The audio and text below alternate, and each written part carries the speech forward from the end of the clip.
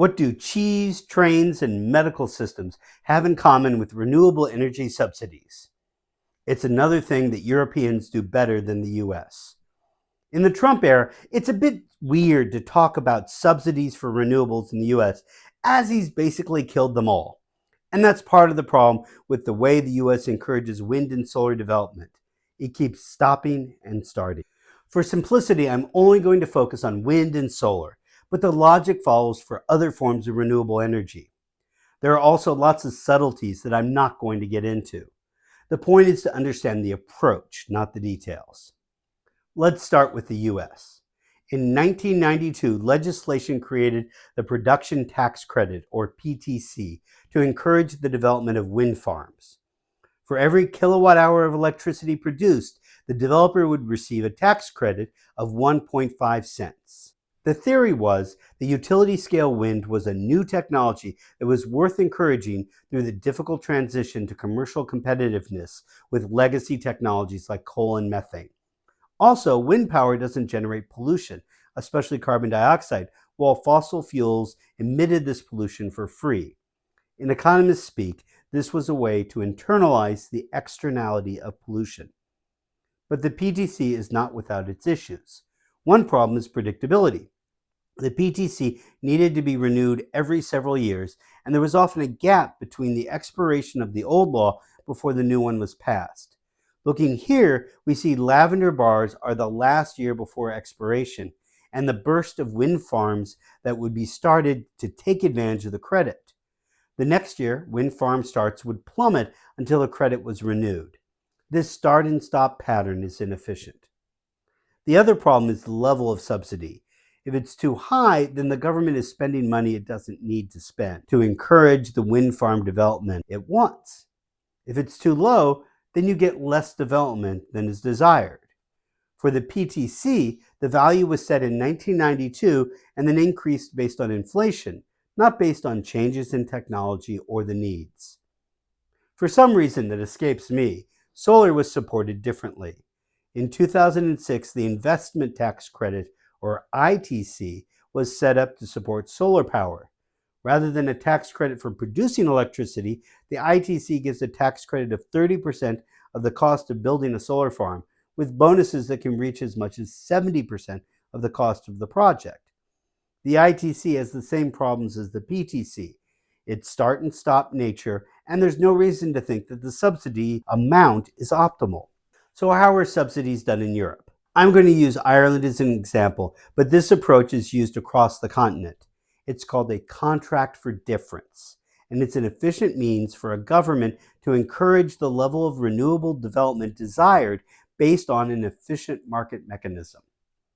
In Ireland, we have the Renewable Electricity Support Scheme, or RES, which issues contracts for difference. As a note, when I moved to Ireland, I had to get used to the way they use the word scheme. Here it just means a plan or program with no sneaky implications. There have been 5 RES auctions since 2020, nearly one per year. Both solar and onshore wind projects participate in the auctions. To participate in the auction, the project must have secured full planning permission, a valid grid connection agreement, and demonstrated site control/access. The developers submit a sealed bid with a strike price and a capacity. Lowest price bids are selected first until the quantity of development sought is achieved. The winners will receive their submitted strike price for the delivered electricity for 13 years, regardless of the market price, reducing risk for the developer. If actual prices are below the strike price, the government will make up the difference. If prices are higher than the strike price, the windfall is captured by the state. As a developer, you will enter a price that guarantees you'll make a profit, but not an unreasonable one, or you might be excluded. For the public, we're guaranteed electricity at a reasonable and stable cost. As the government receives feedback, the program is changed, like partial indexing of the strike price to inflation since RES 3. The goal of the RES auctions is to get renewable electricity onto the Irish grid as fast as the grid can manage. In addition to the RES auctions for solar and onshore wind, there's a second scheme, the Offshore Renewable Energy Support Scheme, or ORES.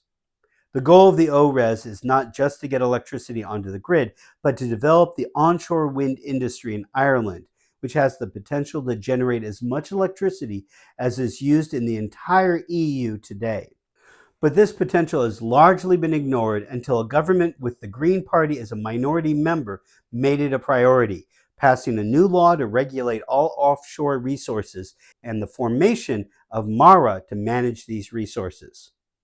The first ORES auction was held in 2023 and included 6 projects, 4 of which were accepted with an average strike price of 86.05 euros per megawatt hour, well below the average price of electricity sold into the grid.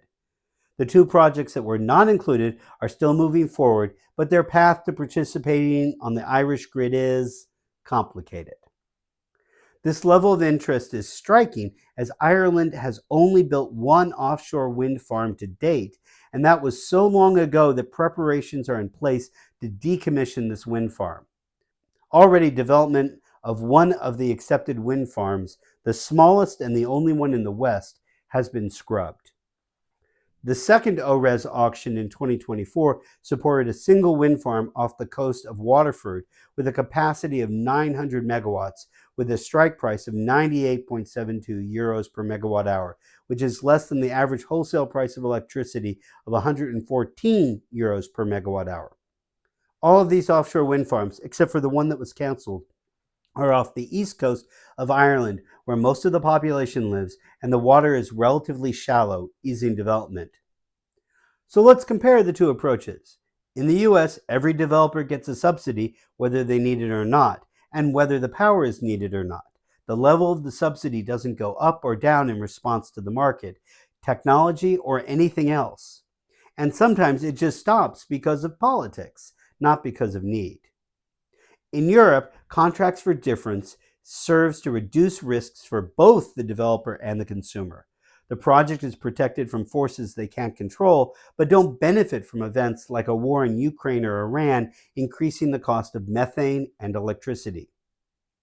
If you learned something, please like and subscribe, and leave a comment, which the YouTube algorithm really likes. And you can support the channel by buying me a pint. And I just turned on YouTube Thanks, so let's see if that works. Or you can watch more of my videos on decarbonization in Ireland. And please share this video with everyone you know who says they like market-based solutions, but doesn't really know what that means.